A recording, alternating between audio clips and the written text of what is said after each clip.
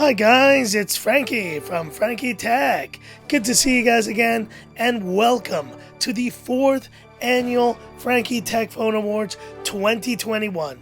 That's right guys, this is the 4th time I've done this award show, and I will be giving out awards to all the devices you see here on this table, but there's plenty of devices that are not with me right now that are also up for awards. This includes all the phones that I've checked out this year, and any other phones or companies that I want to include in this ceremony. So let's not waste any time and get started.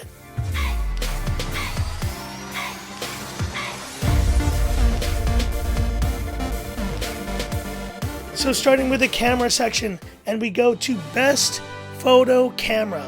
Now in the case of Best Photo Camera, it's talking about the still camera capabilities of these phones. Now the 13 Pro Max is definitely an honorable mention, so is the S21 Ultra, but I'm giving this year's award to the Mi 11 Ultra. Why is that? Because this phone, hardware-wise, guys, represents to me the culmination of smartphone still photography in 2021. With that GN2 sensor and just real innovations when it comes to the 120 times zoom, being able to use the rear display as your selfie camera. And while you could argue that phones like the iPhone or the Pixel do give some great quality, I think the Mi 11 Ultra deserves the win here in the photo category. It's really great at ultra wides, it's great at main shots, and the telephoto zoom shots are terrific as well. So the Mi 11 Ultra takes it Best Photo Camera of 2021.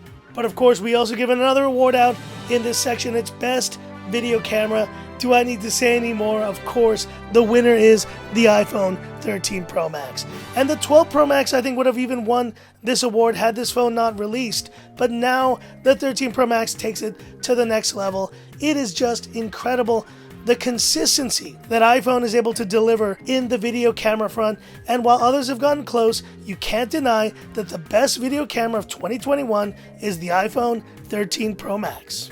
Now we go to the next section in this more streamlined award ceremony, and I've combined the previous design awards into one award, which is just Best Design. Now there have been a number of phones, and all of these are very nicely designed phones here on this table, but others that I've seen previously as well, like the Xiaomi Mix 4.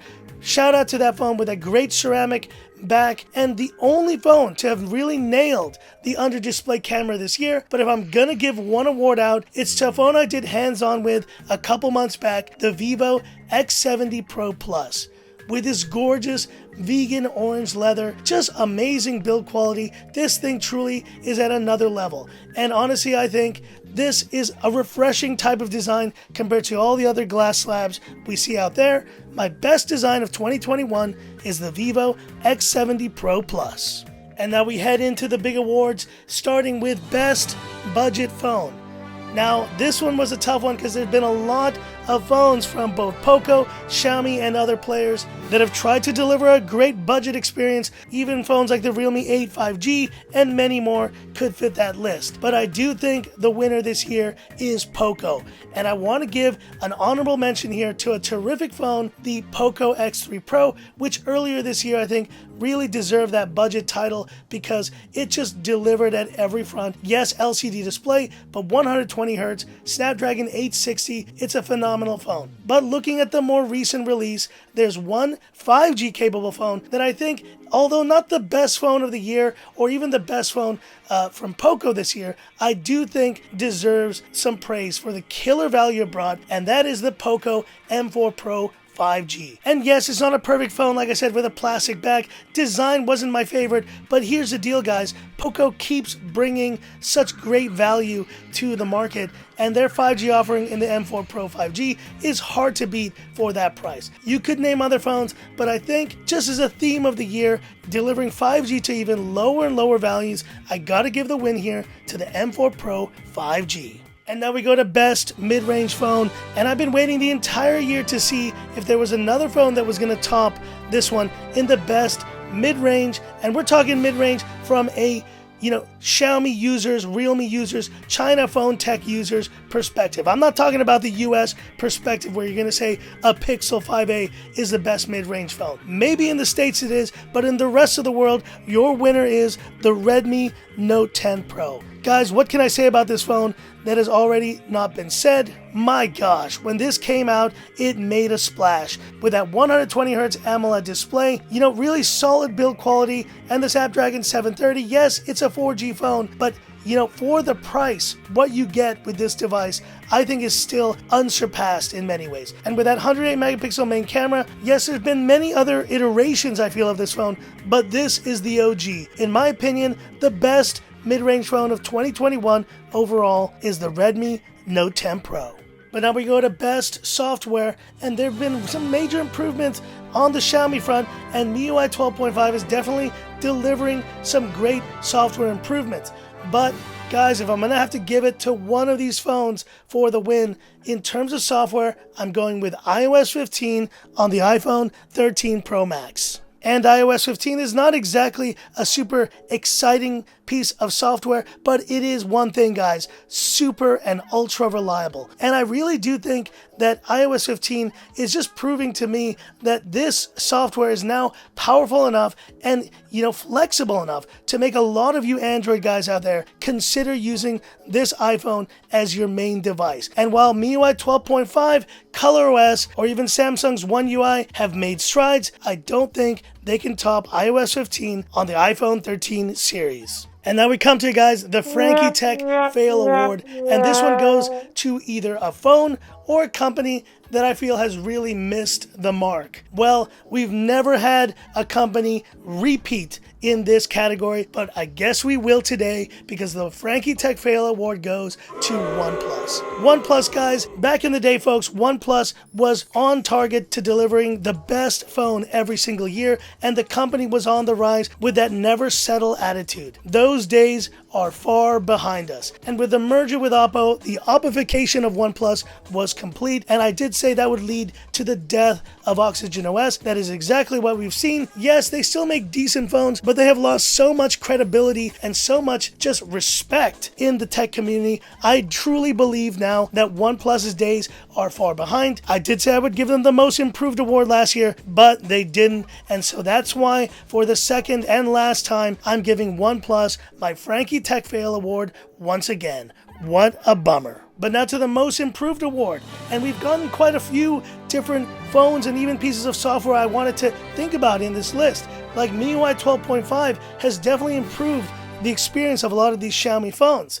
But if I have to give one kind of a dark horse here, this victory, it's going to Nubia and the REDMAGIC series. Now guys, REDMAGIC has been quietly delivering some of the better value and just solid phones of 2021. And with the REDMAGIC 6S Pro, I think they delivered a terrific device for the price. They still need to improve the software, but they're in a much better place than when they were releasing the REDMAGIC 3 that I could barely recommend due to overheating issues and more. The REDMAGIC 6S Pro would also be my gaming phone of the year. It just delivers so much on value, and yes, Black Shark is in the conversation, so is the ROG Phone 5, but those phones are getting much more pricey. Most improved goes to Nubia and their REDMAGIC 6 series.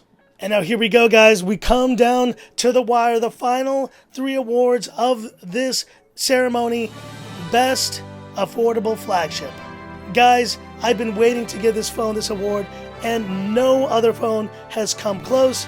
The best affordable flagship of 2021 is the POCO F3. And this is my original unit, folks, and it's still running beautifully. What is there to say about this phone that has not been said already? With that 120Hz AMOLED display, solid design, better cameras that have only actually improved with software updates, but let's talk about it. For the price, there's nothing better. Guys, and with the Snapdragon 870 on board, yes, you could argue the Mi 11i delivers a more well-rounded experience, but there's so much goodwill that this POCO F3 has endeared to me over the year of using it. I love this phone, and this phone truly has given me that POCO F1 K20 Pro vibe of years past to deliver, in my opinion, one of the best phones of the year. So it wins it here, guys. Best affordable flagship in whatever color you choose, either this gorgeous white version or the classic gray. You will have, in my opinion, the best affordable flagship phone of 2021 in this POCO F3. And here we go, guys. Best flagship. There have been quite a lot. There have been phones like the S21 Ultra, phones like the Pixel 6 and 6 Pro that I'm sure will be in the conversation on many other channels. But you know what? When I think of just a balls-to-the-wall flagship phone, winner of this section, then the Mi 11 Ultra. Folks, for me, this is where the flagship champ title resides, with a gorgeous QHD 120Hz display, solid Snapdragon 888 performance, and let's say cameras that are just stellar. Honestly, if it wasn't for the battery life of this phone, it could have been the winner of phone of the year. But let me tell you, when it comes to flagships, there's nothing better this year than this Mi 11 Ultra. Through and through, it is the flagship of flagships on Frankie Tech. But this is it, guys. Best overall phone. And you know there's only one.